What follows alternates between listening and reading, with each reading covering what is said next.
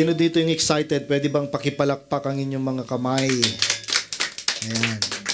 Na mayroong kasamang sigaw, sabihin natin, Hallelujah, Lord! Hallelujah, Lord! Purihin ka, Panginoon! Purihin ka, Panginoon!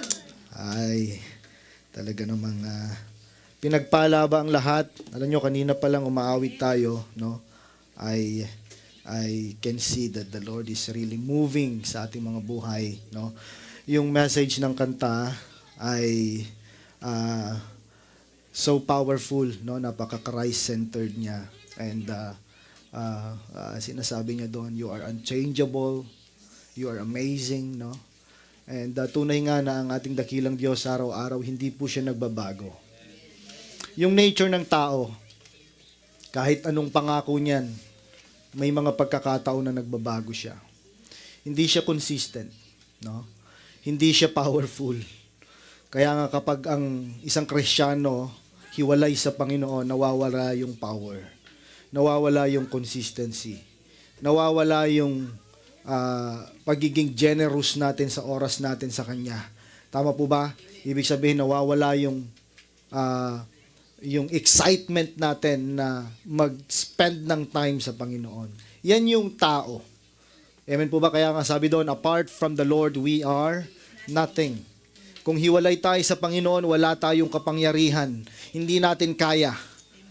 Ang ibig sabihin nun, kapag hiwalay ka, ikaw yung gagawa. Sarili mo. Amen po ba? Diskarte mo. And that's why we are here. By the grace of God, once again, we are reminded that ang pagpunta natin dito sa church ay hindi para lang makita si pastor, para lang, dahil may time lang kasi tayo. Hindi eh. Amen po ba? It must be an intentional.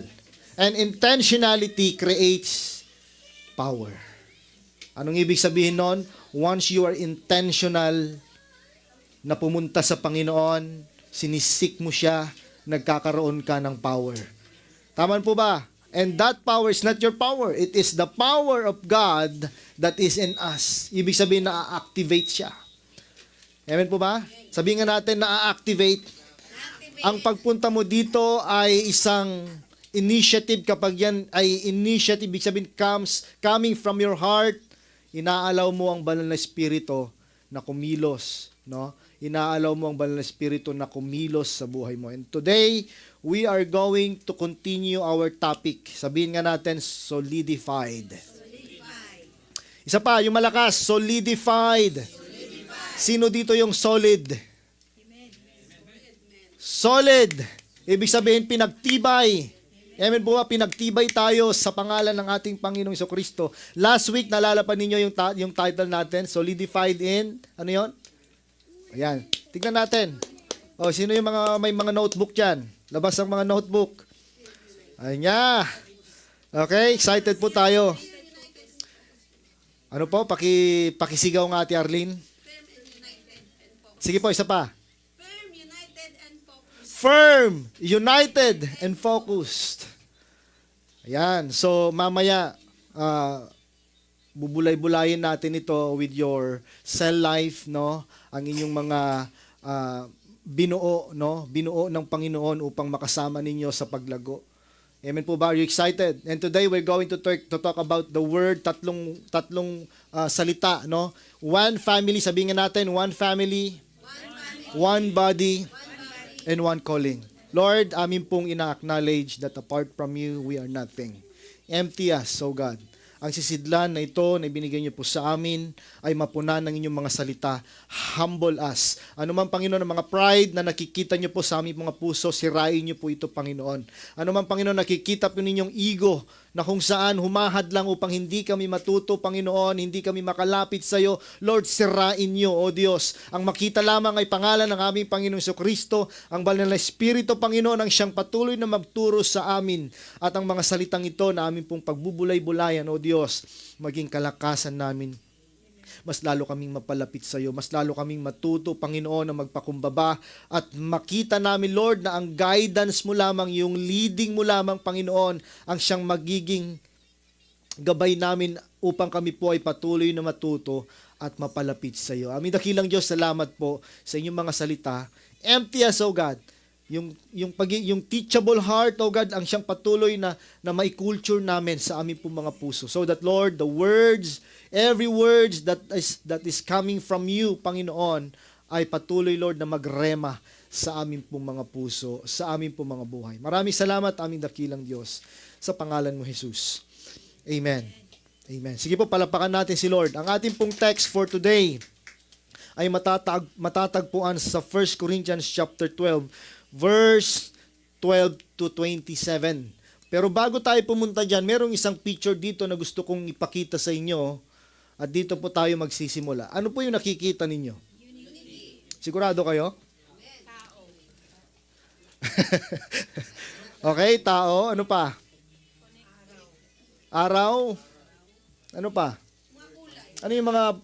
Of course, yung mga yun, very ano siya, given na yun, nandyan na, unity, araw, tao. Pero ano yung pinaka nakikita ninyong kakaiba? Ha? May disconnection and connection. Galing ng utak mo. Pinagpala ka ng Panginoon. Tingnan niyo po, merong dalawang side. Tama po ba? Pero at the center, makikita po ninyo na merong danger. Tama ba? Merong kadelikaduhan. Merong isang lugar doon na kailangang i-feel na kung hindi maayos, hindi masemento, o hindi malagyan ng tulay, marami ang mapapahamak. Amen po ba? Naniniwala po ba kayo na ang church na di-divide hindi lang sa pamamagitan ng pagkakaiba ng mga prinsipyo? Minsan ang church, kung titignan po natin, na di-divide siya dahil sa kawalan ng pagkakaisa. Amen po ba? Kawalan ng pagkakaisa. Kapag mayroong vision ang church at hindi tayo nagkaisa, pwede tayo magkawatak-watak. Tama po ba? Walang silbi yung vision na yan kung walang pagkakaisa. Kahit gustuhin ng Panginoon na tayo po ay lumago, umusad, at abutin pa yung napakaraming mga kaluluwang nangangailangan, pero kapag hindi tayo united,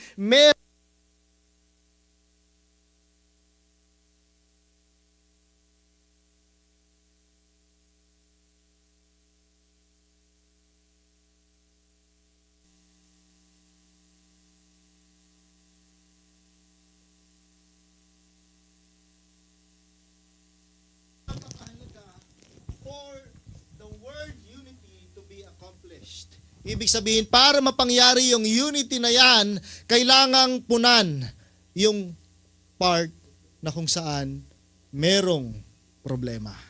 Sabihin nga natin, unity.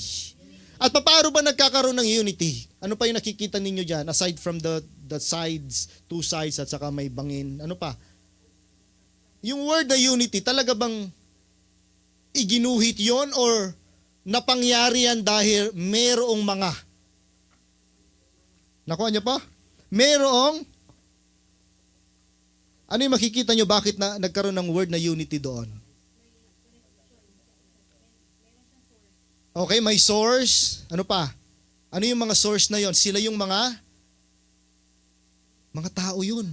Di ba? Nakita nyo? So, yung salitang unity ay binubuo ng mga taong nagkakaisa upang magkaroon ng itsura yung salitang unity. Because the word unity, kapag unity lang, wala naman yan. Tama, di ba? Nakita nyo po ba? Pero ito po yung napangyayari dahil may mga taong nagkakaisa. And you know, for that word to become more colorful and powerful, kakailanganin ng iba't ibang klase ng tao.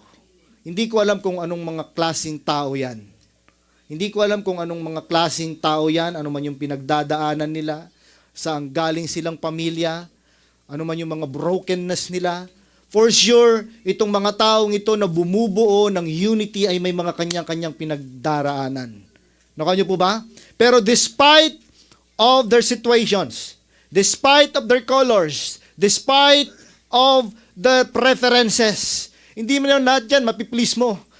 Tama po ba? Hindi lahat yan yun na talagang nag-iisip ng pagkakaisa.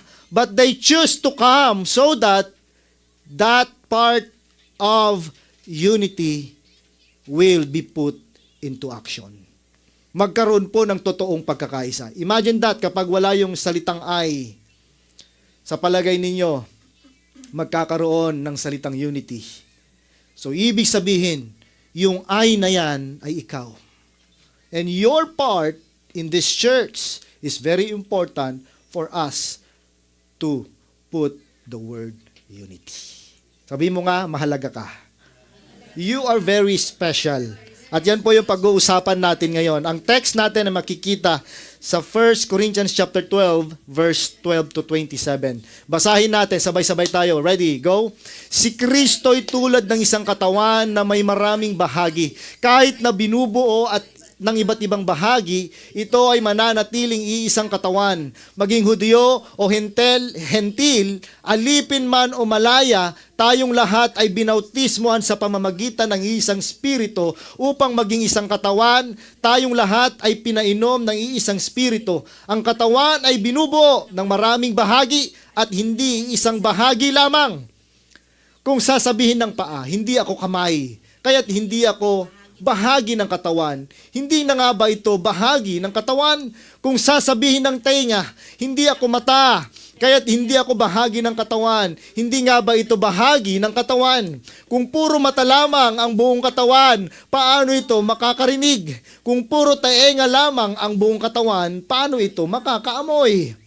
Subalit inilagay ng Diyos ang bawat bahagi ng katawan ayon sa kanyang kalooban. Kung ang lahat ng bahagi ay pare-pareho, hindi yan may tuturing na katawan. Ngunit ang toto'y marami ang mga bahagi, ngunit iisa lamang ang katawan. Hindi rin naman masasabi na ang mata sa kamay, hindi kita kailangan. Ni ulo sa mga paa, hindi ko kayo kailangan.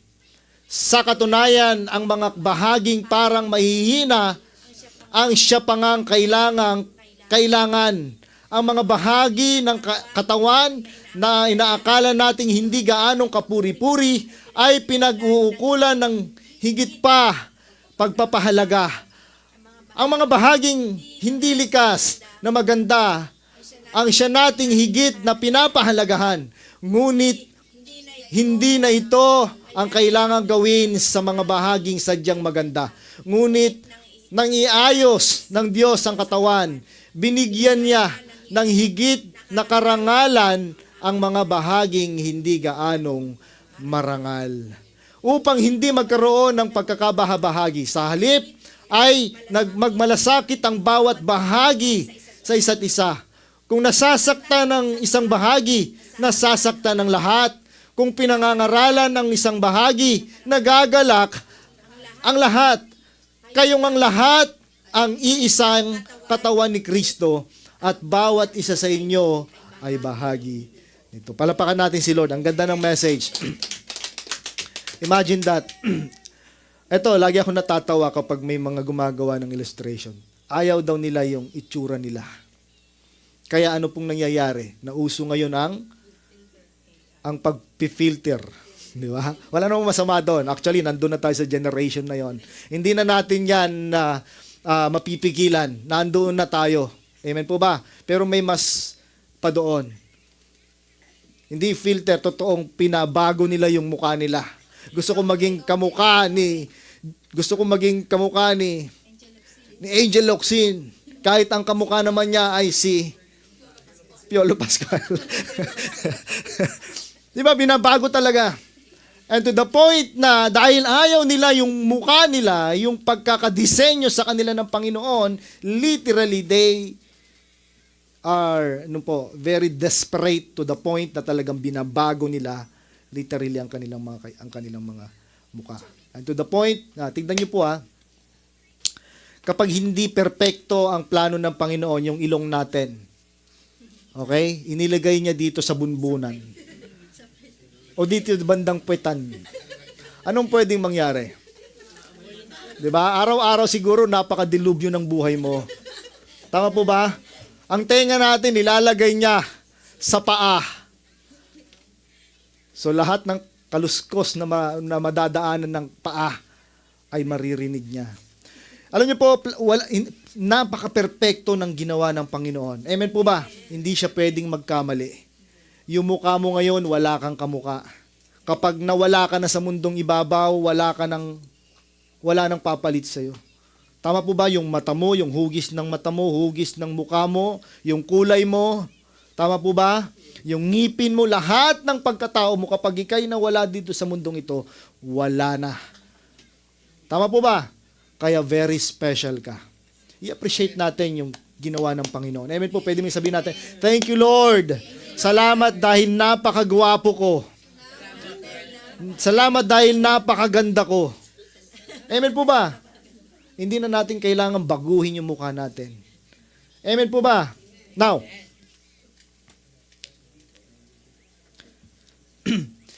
you know, kahit ganito yung sinasabi ng Bible, no, napakaganda, pinaliwanag niya yung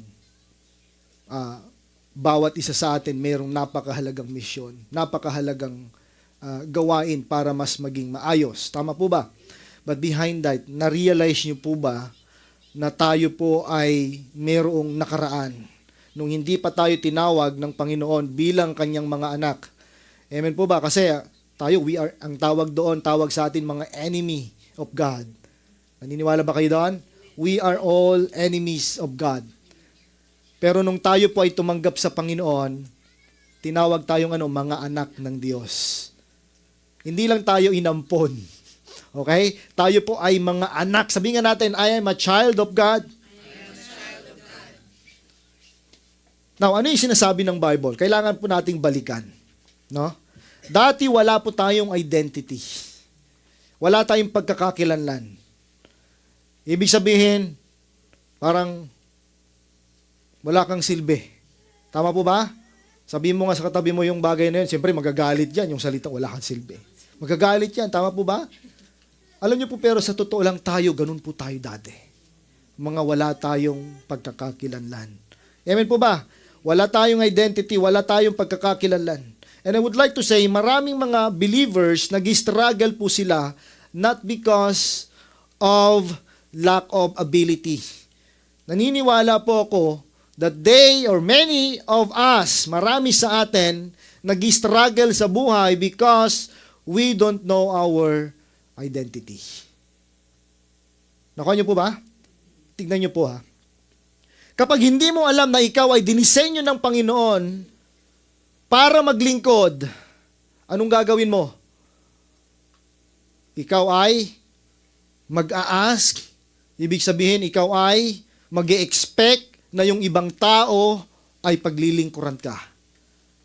At kapag hindi na pangyari yun, ano pwedeng mangyari? Ano yung impact noon sa'yo? Madidisappoint ka. Tama po ba? Bakit ganun? Ako yung nilagay ng Panginoon dito, pero bakit hindi nila ako pinaglilingkuran? So yung expectation mo na mali, hindi na pangyari, anong pwedeng mangyari? Mapapagod ka ngayon, maiinis ka, malulungkot ka, magagalit ka, to the point na ikaw ay madidesperate. Bakit? Kasi hindi natin alam yung identity natin. Hindi natin alam yung pagkatawag sa atin ng Panginoon. Pero kapag alam mo that you are called to serve, you are called to bless others, you are called as a son of God, sons and daughters of God, magiging satisfied ka, magiging masaya ka. Lahat ng mga paglilingkod mo na ginagawa mo dito, iniisip mo na ikaw ay naglilingkod, you are serving the living God at magiging masaya ka. Amen po ba? Amen! Sige po, palapakan natin si Lord. Sabihin nga natin identity. When you don't know who you are, you will never know where you belong. Malinaw po ba? Ang sabi diyan, kung hindi mo alam kung sino ka, hindi mo malalaman kung saan ka nabibilang. Ulitin natin. Ready, go. Kung hindi mo alam kung sino ka, hindi mo malalaman kung saan ka nabibilang. Tatanungin ko po kayo ngayon, bakit kayo nandito sa church? Bakit po? Dahil tayo po ay nabibilang sa mga anak ng Diyos. Bakit ganoon? Bakit tinawag tayong mga anak ng Diyos? Ano yung dahilan? O bakit masasabi natin na I am a child of God? Alam niyo po, sa first topic natin doon sa consolidation. Ito yung system na ginagawa natin ngayon. We're going to talk about the salvation. Mamaya, pag-aaralan namin ng mga leaders yan. Salvation. Pakahalaga niyan. Amen po ba? Tayo po ay iniligtas ng Panginoon. Tayo po ay pinatawad ng Diyos mula sa ating mga kasalanan. At nung tinanggap natin siya, hindi natin deserve yun. Yan ay tinatawag nating grasya. Hindi natin na merit yun. Hindi ka pwedeng gumawa ng mga mabuting bagay para makuha mo yung grasya ng Panginoon. Tatandaan niyo po yan. Amen po ba? Amen. And that's why nandito tayo ngayon because we are sons and daughters of God. Bakit nangyari yun? Ulitin ko, dahil tayo tumanggap sa Panginoon, sa ating Panginoong Jesucristo. At napabilang sa Kanya bilang Kanyang mga anak. Amen po ba? Bilang isang church, marami tayong mga pagdaraan ng pagsubok. Naniniwala po ba kayo doon? Pero naniniwala ako that despite of those problems, kapag naayos natin, kapag nalaman natin yung identity natin, despite of the challenges, personally or bilang church, no, we will move forward. Hindi lang yon, we will move forward stronger, no, dahil alam natin kung saan tayo nabibilang. Amen po ba? Amen. And I would like to say 3 things. Meron pong 3 bagay na gusto kong i-share sa inyo ngayon. Very quick. At mamaya i-expand naman ng mga cell life leader po ninyo yan, no? At naniniwala po ako na itong 3 bagay na ito kapag inilagay natin sa ating mga isipan, mas lalo tayong mai-inspire to serve the living God. Amen po ba? Are you ready? There are 3 things. Napakasimple lang, direct to the point. The first word that I would like to say, we are God's chosen people. Sabihin mo nga, you are chosen by God. Pinili ka ng Panginoon. Noong narinig nyo ito, na-excite ba kayo? Or natuwa ba kayo? Hindi nyo ba natanong, bakit ako nung pinili mo, Panginoon? Hindi man ako magaling. Wala man akong salit. Di ba? May mga, narinig ko yung mga ibang leader dito, bakit ako? Di ba? Bakit ako? Bakit nga ba? Actually, kahit ako, hindi ko rin alam. Dumating na ba sa punto ninyo noong inassign kayo bilang humawak ng ministry, nagulat kayo, ba't ako, pastor? Amen po ba? Hindi nyo po alam na sa mga pastor, sa mga naglilingkod sa Panginoon, they will not just put you in that particular place. They are praying for you. Iniluhod nila kayo. Na kahit sila, hindi rin nila naintindihan kung bakit ikaw. May mas magagaling naman. Pero hindi yung galing at tinitignan ng Panginoon. Alam niyo po kung ano? Yung puso. Yung puso. Yung ba despite na hindi mo alam ang gagawin mo, sinasabi mo pa rin, Lord, ikaw ang gabay ko. Wala akong magagawa eh. Pero kapag nandun na yung pride, wala tayong submission sa kalooban ng Panginoon, nagre-resist tayo sa gustong mangyari ng Panginoon sa buhay natin, nagkakaroon ng problema. Hindi natin nai-enjoy yung paglilingkod. It's okay. In the first place, hindi natin maintindihan kung bakit ka tumatayo dito. Pero at the end of the day, you will appreciate because you will see na yun pala ay proseso ng Panginoon para mas makita mo yung kapangyarihan niya, lalong-lalo na sa panahon na ikaw ay naglilingkod. Amen po ba? Pwede ba palapakan natin ng Panginoon? Salamat po, Panginoon. Sabi diyan, we are God's chosen people. Sabi mo sa katabi mo, pinili ka ng Panginoon. In 1 Peter chapter 2, verse 9 to 10, ganito yung sinabi niya. Balikan natin, gustong-gusto ko ito. Sabi niya, but you are a chosen people. Sino yung mga tao dito? Sino dito yung mga tao sinasabi? In fact, in the Old Testament, kapag sinabing mga pinili, ito yung mga tumutukoy sa mga Israelita lamang. Tama po ba? Pero salamat sa Panginoon kasi merong Kristo. Merong Kristong namatay. At yung pagkamatay niya po nagkaroon ng pagbabago. Nagkaroon ng tamang pagbabago. Mayroong bang maling pagbabago? Nagkaroon ng tamang kaisipan yung mga tao. Ipinaliwanag ng Diyos sa kanila na kayo ay hindi na kayo hiwalay. No? Ang sabi niya, sa pamamagitan ng aking pagkamatay, kayo ay magiging kasama na sa mga pinili ng Diyos. Alam niyo po, medyo mainit ngayon ito sa social media. Kung nakikita po ninyo, yung word na predestination. Amen po ba? Okay? So kung sa mga nag-aaral po ng Bible school, if you don't have the exact or the right understanding, wag na kayong makisawsaw doon. Mag-focus tayo. Amen po ba? Pero ang naniniwala tayo that we are chosen. Amen po ba? We are chosen. Mga pinili tayo ng Panginoon. That's why we are here. Pero kung papansinin ninyo, yung pagpili ng Diyos na yan, ay mayroong napangyari. Makinig kayo mabuti, mga kapatid. This is very sensitive kasi po ito ay theological, na po ito. Wala tayo dito without the grace. Babalikan natin yung grasya ng Panginoon. Kapag sinabing grace, behind that, meron kang mga pagkakamali. Pangalawa, pag sinabing grace, hindi mo deserve yan. Tama po ba? Wala ka sa standard. Nakuha niyo po, pag sinabing grace, yan ay hindi nababayaran ng mga material na bagay. Sa madaling salita, yan ay ibinigay sa atin ng libre. Pero hindi ibig sabihin na libre ay cheap. Ibinigay sa ating libre yan, yung salvation na yan, dahil merong nagbayad. Nakuha niyo po? Binayaran ng ating Panginoong Jesucristo. Pero merong kang kailangang gawin. Anong kailangan mong gawin? Maging mabuti ba? Palagay ninyo? Hindi yon. Tama po ba? Anong kailangan natin gawin? Unang-una, you need to what? Acknowledge that you are a sinner. Merong kang kasalanan. Kaya nga yun yung nagpalayo sa iyo sa Panginoon . Tama po ba? Yung kasalanan na yan. Ngayon, saan in-apply ni Lord diyan niya in-apply yung tinatawag na grace. Despite of the sins, yung kasalanan ng tao, in-apply niya ngayon yung grace na yan. Ano pa? Okay? So, you need to acknowledge your sin. Pangalawa, anong dapat natin gawin? You have to what? Accept Jesus as your Lord and personal Savior. Maliwanag po ba, mga kapatid?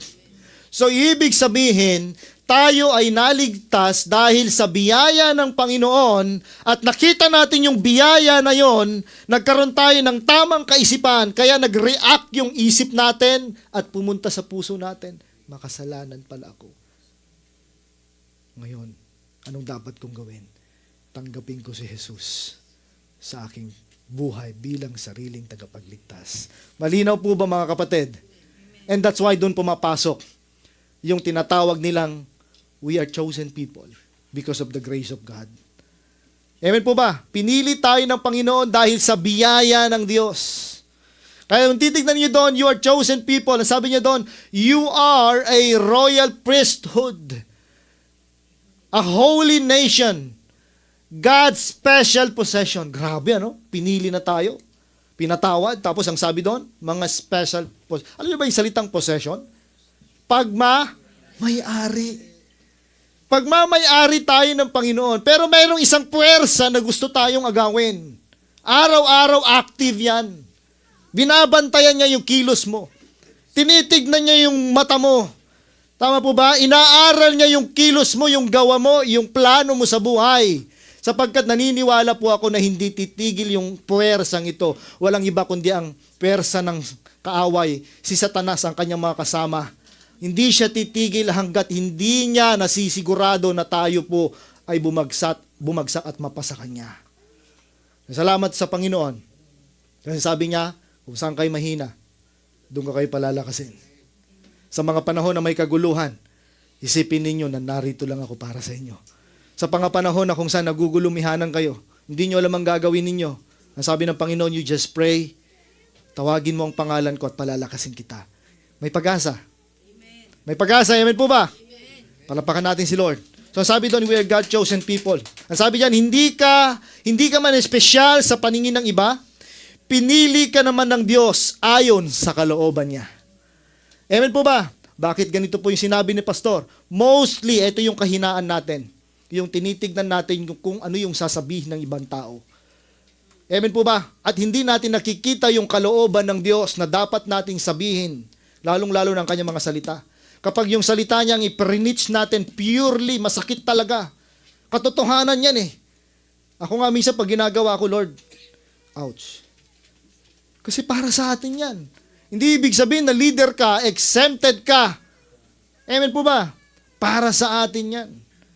Amen po ba mga kapatid? Pero tatandaan po ninyo, hindi ka man special, hindi ka man pinapansin, no, hindi ka man pinipili. Naniniwala ko na merong Diyos na pumili sa iyo ayon sa kanyang kalooban.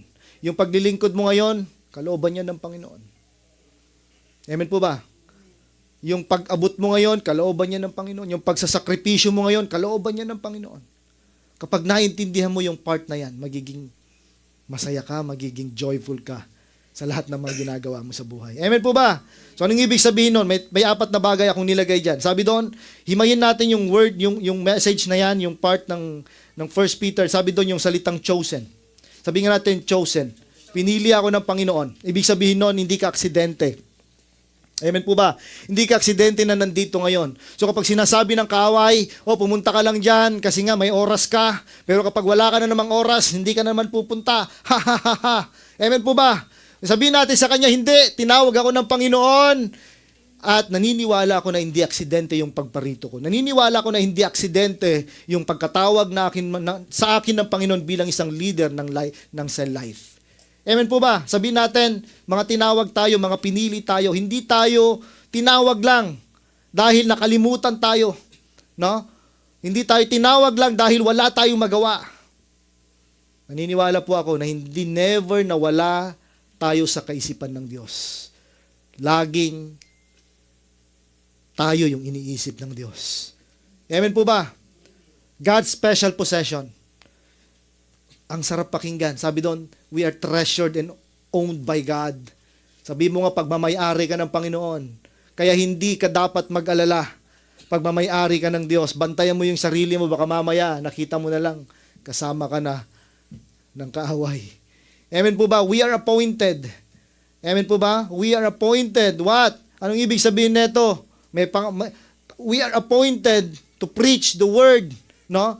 Alam niyo po, hindi naman tayo kailangang maging maayos, perfect, no? Para tayo po ay maglingkod. Hindi ako naniniwala doon kasi sasabihin nila, wala ka pang training. I respect those system. Pero naniniwala po ako na sa mga tinawag upang maglingkod, no? Ako man, hanggang ngayon inaayos pa rin ng Panginoon. Marami pa rin ako mga pagkukulang sa buhay. Marami pa rin mga karakter na kailangan kong ayusin. Pero the more na ako naglilingkod sa Lord, the more na inaayos niya ako. Amen po ba? Yun yung standard ng Panginoon. Nakita niyo po sila Moses. Hindi naman maayos yung mga yan, yung mga tinawag sila ni Lord. Ang sabi nga ni Moses, bakit ako Lord? Hindi man ako magaling magsalita, mas magaling si Sam. Siya na lang. Amen po ba? Nandun ka na ba nun? Bakit ako Lord? Sabi ng Panginoon, sino ba nagsabing ikaw? Gagamitin lang kita bilang instrumento. Amen po ba? Pag open tayo, mas maraming miracles ang mararanasan natin. Pero kapag close-minded tayo, hanggang dyan lang tayo, sayang yung opportunity na mapaglingkuran ng Panginoon. Whether you like it or not, itong word na to, nandito man tayo o wala tayo, yung ministry ng Panginoon magpapatuloy yan. Gagamit siya ng mga tao. If you don't like to serve, then maybe the Lord will going to look for someone who is willing to serve. Hindi kailangan ng Panginoon ng perpektong tao para paglingkuran siya. Ang kailangan niya ay yung pusong tapat na sinasabing, Lord, without you, I am nothing. Gamitin mo ako, Panginoon, sa lahat ng mga bagay para sa iyo. Amen po ba? Palapakan natin si Lord. Identity, napakahalaga niyan. It produces confidence. Kung alam mo kung sino ka, confidence tayo sa mga appointed missions natin. Yung mga vision, yung mga mission na pinapagawa sa ating ng Panginoon, confident tayong gawin ito because we know our identity. Alam natin kung sino yung nag-utos sa atin. Kung alam natin na si Lord ang pumili sa atin, mananatili tayong payapa sa lahat ng hamon ng buhay, sa lahat ng hamon ng ministry, sa lahat ng hamon ng pamilya, sa lahat ng hamon ng pag-invite kahit sobrang hirap. Sabi ng mga cell life leader, Pastor, baka nakukulitan na siya sa akin eh. Okay lang yan. Mahalaga, ginagawa mo yung part mo at ini-impart mo sa kanya. Sinasabi mo sa kanya na kahit anong sitwasyon, hindi mo siya iiwan. Amen po ba? Kahit anong dilim ng buhay niya, hindi mo siya iiwan. Kahit sobrang hirap niyang i-reach out, magre-reach out ka pa rin. Alam niyo po kung bakit? Si Lord, ganun yung ginawa niya sa atin. Sobrang dumi ng mukha natin. Sobrang makasalanan tayo. Pero biro mo yun. Mabubuhay siya doon sa langit na wala tayo. Pero ang ginawa niya dahil sa pagmamahal, iniwan niya ang langit. Amen po ba? Ang ating Panginoon Kristo. Pumunta siya dito sa lupa. Naranasan niya ang pagiging tao. 100% naging tao siya. At pinakita niya sa atin kung gaano tayo ka-special. Palapakan natin si Lord. Palapakan natin ang ating Panginoon. Amen po ba? Lastly, I would like to say, in conclusion with this, we are chosen by God. At of course, naniniwala ko that we are called by God to be part of a spiritual family. So I would like to say the second one, we are God's chosen people and the Lord wants us to put into a spiritual family. Hindi hahayaan ng Panginoon na pinili lang tayo at dadalhin tayo sa isang kawalan. Nakanyo po? So may pagpili na ginawa sa atin. Pinili tayo ng Panginoon and then i-design niya tayo para sa isang Kristiyanong pamilya. Amen po ba? Naintindihan niyo po? So we belong to one spiritual family. Sino ba yung spiritual family natin? The CFICC. Pwede bang palapakan natin si Lord? Thank you, Lord, for this church. This church is not perfect. Pero hindi mo tinignan, Panginoon, yung bagay na yon. Inilagay mo pa rin ako, Panginoon, sa isang pamilya na kung saan mas lalo kitang makikilala. Everyone, nakikilala nyo ba si Lord sa church na ito? Nai-inlove ba kayo sa Kanya? Araw-araw? O baka So let us know, no, para mag-one-on-one tayo. Di ba? Kasi ang goal natin, mas lalo natin makilala si Lord. Mas lalo tayong maglingkod sa Kanya. Amen po ba? Amen. Sige, papalapakan natin si Lord. We need to be part of a Christian family. Naniniwala ba kayo doon? Okay, basahin natin Ephesians. Check ko lang yung time ko. I have 6 minutes. Okay, ang sabi doon, Ephesians chapter 2. Basahin natin. Consequently, you are no longer foreigners and strangers. Ang sarap. Amen po ba? So meron tayong pinanggalingan. Hindi tayo parte ng pamilya ng Diyos. Pero sabi niya dito, hindi na kayo mga foreigners. Ang hirap kasi pag sinabing foreigner, ang hirap. Tayo po, mga foreigners tayo dito. Tama po ba? Pag nagkaroon ng mga transactions, hirap na hirap tayo mag-Korean. Ayan, sakit sa ulo. Tama po ba? Sobrang hirap. Ang tawag doon, mga strangers. But, fellow citizens with God's people. Ang sarap. Sabi niya doon, hindi na kayo mga foreigners, mga citizens na kayo, kabilang na kayo sa mga God's people and also members of His household. Verse 20, sabi niya doon, built on the foundation of the apostles and the prophets. Tinuruan kasi sila. Imagine that kapag walang nagtuturo sa inyo. Paano nyo malalaman yung katotohanan? Paano kayo mabibuild up? Paano nyo masasabi na, kaya ko to? Paano masasabi na, I'm guided by the Lord? So ibig sabihin, kapag inilagay tayo ng Panginoon sa isang Kristiyanong pamilya, gagamitin ni Lord yung mga leaders natin, yung pastor natin, yung mga kasamahan natin para tayo ay mapalakas, matuto, mamold, ma-discipled, maging, napakahalaga, maging Christ-likeness. Pwede palapakan natin si Lord. At papunta na po tayo doon. Amen po ba? Amen.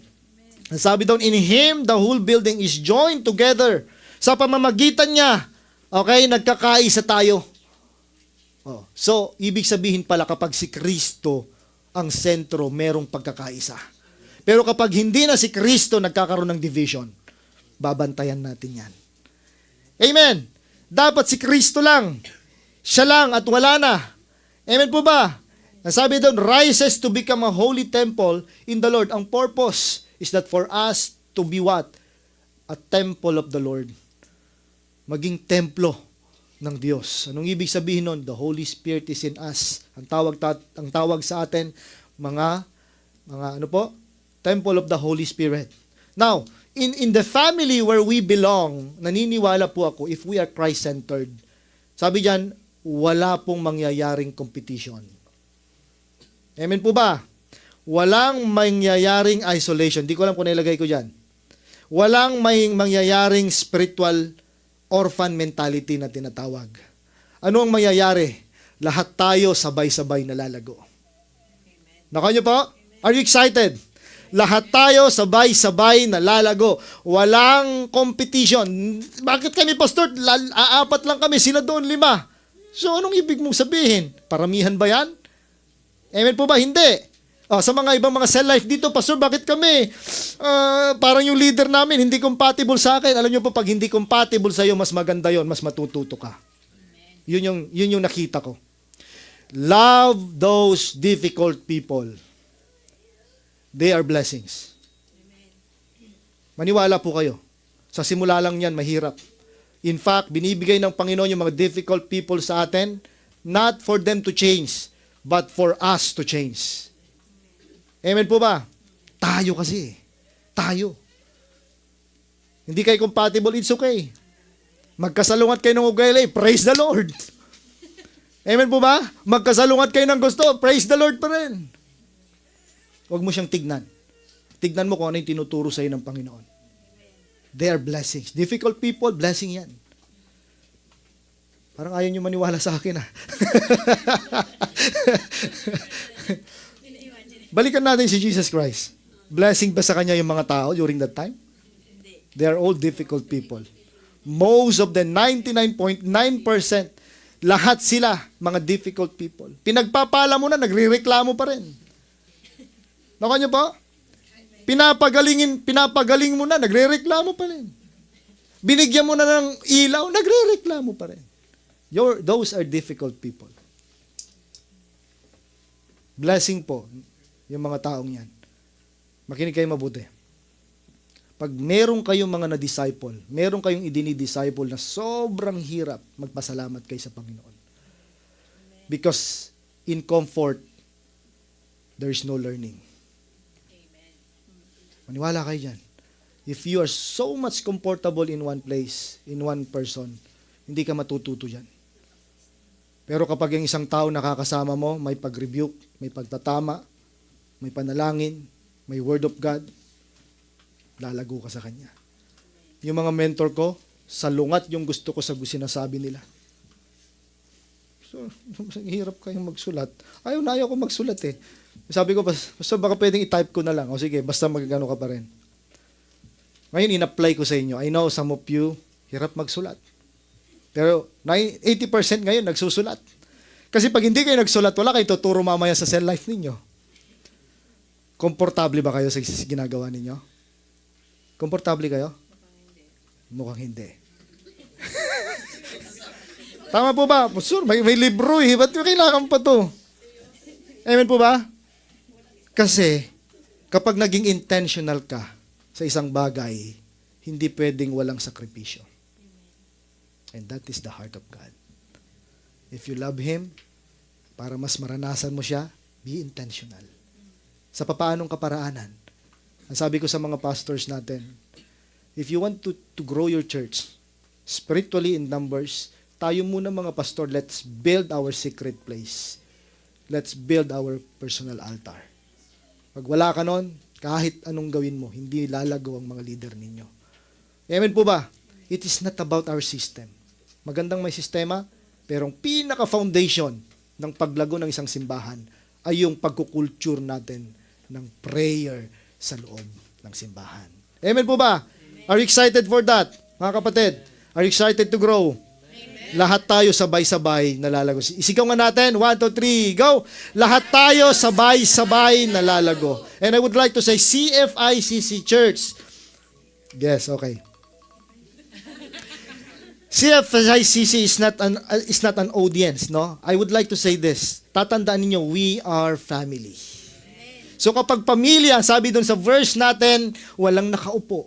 Lahat tayo gumagalaw, lahat tayo kumikilos. Lahat tayo humahayo, lahat tayo nag-i-encourage, lahat tayo nagdadasal, lahat tayo nagsasubmit sa kapangyarihan ng Panginoon sa pamamagitan ng kanyang katotohanan na itinuturo ng ating mga leaders. Huwag niyo sisihin yung mga leader. Amen po ba? Tinuturo lang nila yung katotohanan. Na minsan, most of the time, ayaw natin. Masakit kasi. Amen po ba?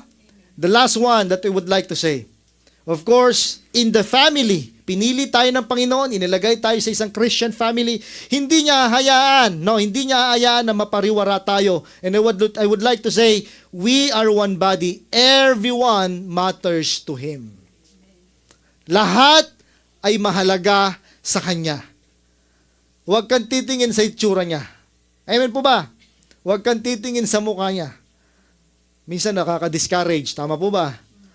Pero alam niyo po, napakahalaga niyan sa Panginoon. Napaka-special niyan sa Panginoon.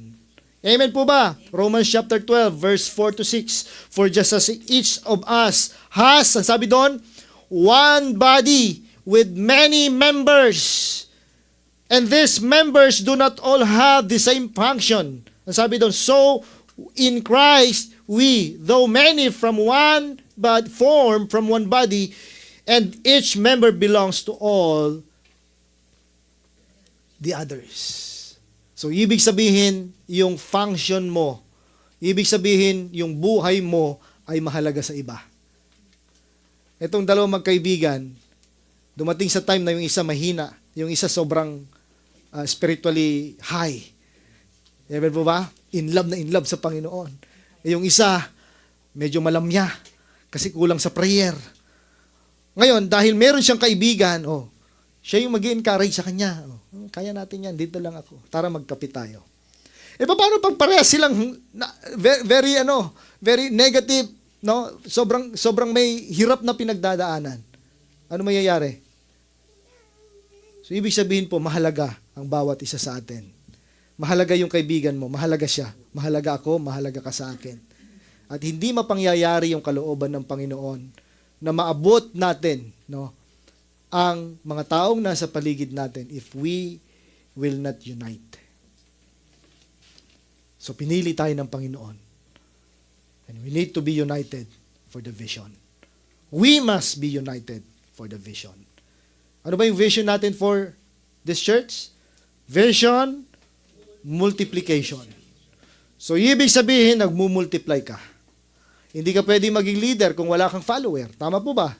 So, ibig sabihin, kailangan mong kumilos at simulan mo yan sa pananalangin. Amen po ba? Unity does not erase diversity, mga kapatid. Iginagalang natin ang lahat ng mga perspective ng bawat isa. But when it comes to the will of God to save the world, kailangan nating magkaisa at kalimutan muna natin ang mga personal nating mga kaisipan. Amen po ba? Amen. Diversity strengthens unity. Naniniwala pa rin ako doon na yung mga bagay na yan na nasa atin, kapag ni-unite tayo ni Lord at isinantabi natin yung mga buhay personal natin, merong breakthrough na mangyayari sa ating pong simbahan, sa iyong buhay at sa iyong pamilya. Amen po ba?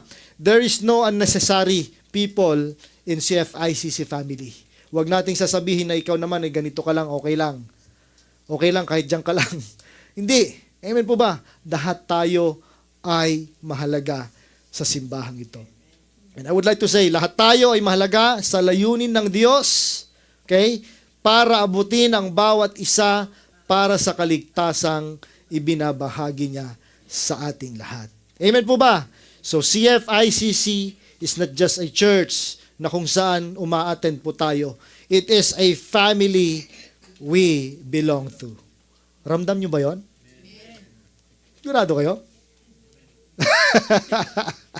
Amen po ba? Palapakan natin si Lord. Meron pong declaration dito. Sige po, sabay-sabay nating sabihin. Meron pong sabihin. Sabi diyan, I am planted. I am connected. And I am committed to to the CFICC family. Why? We are going to commit not for our benefit, but for the benefits of others. Anong ibig sabihin? Nag-level up ka na. Hindi mo na iniisip yung sarili mo. You are saved, you are blessed, because you have a mission to bless others. Amen po ba? Ang sabi dyan, dinala ka ng Panginoon dito dahil merong purpose. Amen po ba? Ikinonect ka ng Panginoon dito sa CFICC dahil merong kang mission. Amen po ba? And your commitment, mga kapatid, is the manifestation of God's works in your life. So tatandaan po natin na ang buhay mo ay napakalaking pagpapala sa simbahan ito. Without you, we are incomplete. Amen. Palapakan natin si Lord. Salamat po, dakilang Diyos, for the words. Patuloy ka naming itinataas. Patuloy ka naming sinasamba. Salamat po, Panginoon, for rebuking us. Salamat po, Panginoon, for correcting us. Salamat po, Panginoon, dahil sinasabi mo that we are special. Meron po kaming misyon, meron kaming dapat gawin, Panginoon. Hindi lang kami uupo, hindi lang kami pupunta sa church because meron kaming problema, Panginoong, pinagdaraanan, and we want to hear from our pastor. We want encouragement, Father God. We want, no, hindi lang yun, Panginoon. Ang sinasabi mo sa inyong mga salita, Lord, despite of who we are, despite of what is the things that we have been through, going through, Panginoon, kami po'y maglilingkod. Pipiliin namin maging servant, Panginoon. Pipiliin namin maging source of joy ng iba. Pipiliin namin mag-encourage, Panginoon, ng mga taong mayroon pong pinagdaraanan. Salamat po, Panginoon, dahil naniniwala po kami na wala pong imposible sa iyo. Walang aksidente sa iyo, Panginoon. Nilagay niyo po kami, Panginoon, sa aming pong mga lugar.